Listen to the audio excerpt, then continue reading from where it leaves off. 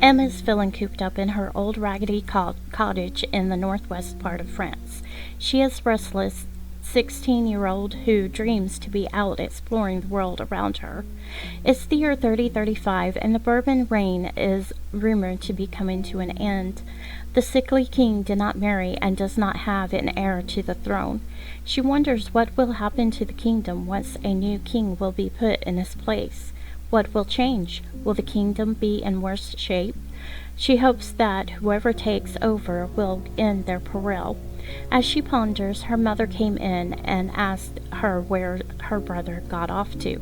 He's always wandering off whenever he's needed the most. Alice is worn and trying to care for her family the best she can.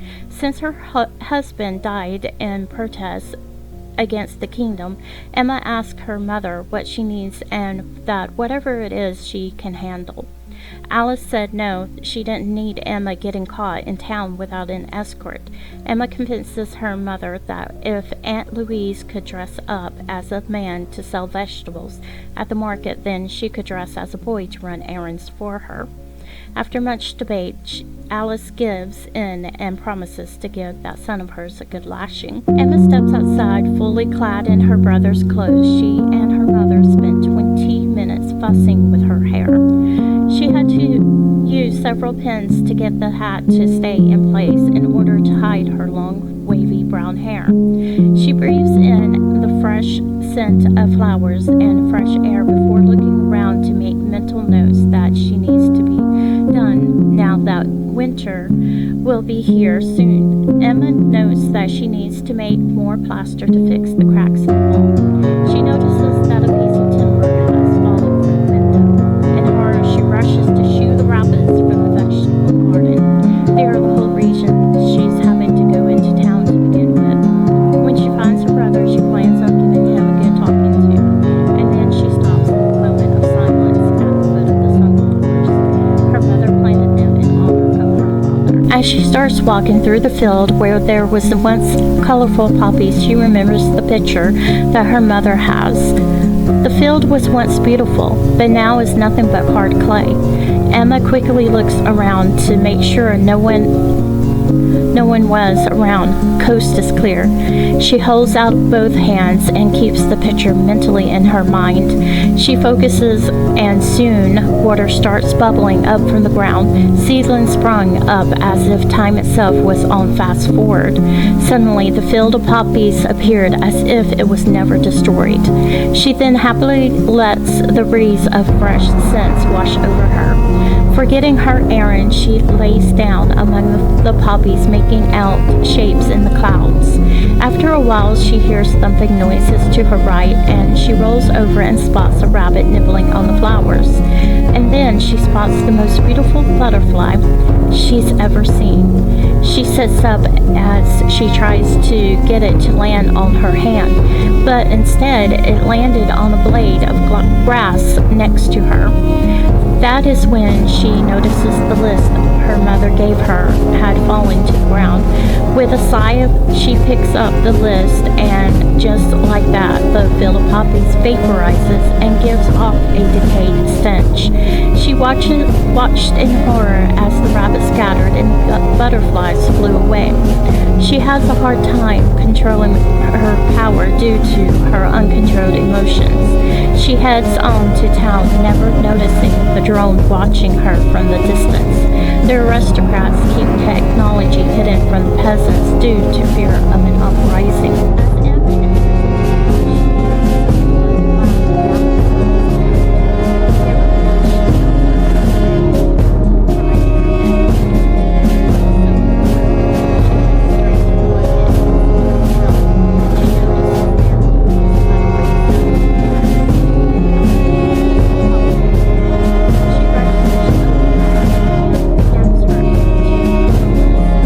No one would notice that the man in front of her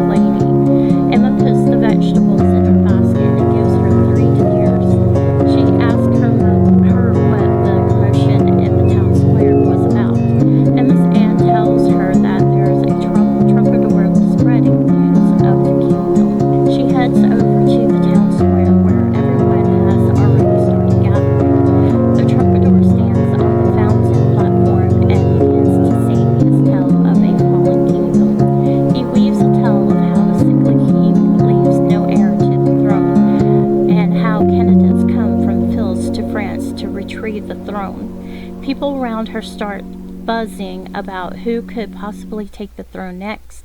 Emma cannot believe that the aristocrats have left the throne open for the taking. For a split second she caught the eyes of the troubadour on her, and then she spots him, her brother, heading into the tavern. She heads straight for him, shoving people to the side, her temper rising as she angrily weaves through the crowd. Emma enters the tavern and scans the room. She quickly spots her brother and stumps over to the table, not realizing she bumps the tavern maiden, causing her to yelp and lose control of the tray as the beer mugs clatter on the floor. She sits next to her brother and he eyes her up and down in disgust. Emma whispers to him that she wouldn't have to play dress up if he was doing right by the family. He takes a long draw of his drink and refuses to acknowledge her. Her brother Gabriel became bitter and angry after their father was murdered for his protest. Emma tries to understand and attempts to get him to at least escort her home and not make their mother worry about him. Their attention was drawn to the man clearing his throat behind them. It was the troubadour from the town square. He looks at Emma and tells her that he has come for her. Gabriel stands up, rearing to fight. The man quickly assures him that his intentions are not ill. Emma proceeds to ask what he wants from her. He tells her that the time is not right and they will meet again. All the while, Gabriel stares daggers into the man's back as he leaves the tavern. Emma quickly turns to her brother and tells him that they should get home to their mother. He agrees and they head out of the tavern as the crowd from the town square heads into the tavern. As they were headed out of the town, Emma quickly turns her head and waves at her aunt. Gabriel gives her a shove, causing her to miss a step. She glares at her brother as she masterfully gains her balance without falling. He hisses under his breath, telling her to keep a low profile. As they were approaching the bare field where she was once happy, he notices a muddy spot. He glares at her and reprimands her for using her power out in the open. She just shrugs and says that no one was around. She didn't understand why her mother and brother made a big deal about her using her powers. She was able to create something beautiful with it. In her frustration, she lashes out at her brother and accuses him of neglecting their family. She told him to quit being selfish. They were hurting too. Besides, they needed him. She told him that their mother was furious that Emma was having to risk her life every time he had something better to do. He was so furious with her that he storms off ahead of her. She had to run to keep up with his long legs. They finally reached the house, and as Gabriel reached for the door handle, they heard voices. Not loud enough to be audible, but enough for them to know they had company. Unusual. They looked at each other with curiosity. He opens the door. Emma stood frozen at the sight in front of them. Gabriel tensed up as if he was about to pounce on a prey. Emma never saw this look on her mother's face. She was sitting there with tears in her eyes, a mixture of fear and anger. And there he sat, at their table, the troubadour. He simply looks at Emma and tells her to get presentable. She gives her mother a look, and Alice just nodded for Emma to do as she was told. Emma runs to her room. Terrified, she removes her brother's clothes and starts dressing herself. Soon after, her mother enters the room and fusses at Emma. She tells her daughter how disappointed she was in her. Alice has told Emma over and over not to use her power out in the open, and now Alice stands there before Emma in tears, telling her that he's here to take her only daughter away. They suddenly hear a commotion out in the main room. They rush through the bedroom door to see Gabriel sprawled out on the floor, staring at the troubadour in shock. Alice quickly rushes to her son and helps him up and pushes him away from the man. Emma stares at the troubadour in shock as she notices a sharp object quickly retrieve into the bow of the violin. She's seen swords before, but nothing like that. The troubadour takes her wrist and quickly leads her out the door. The troubadour places Emma on a horse, and he gracefully leaps on his horse. He takes her rein to ensure that she doesn't try to escape.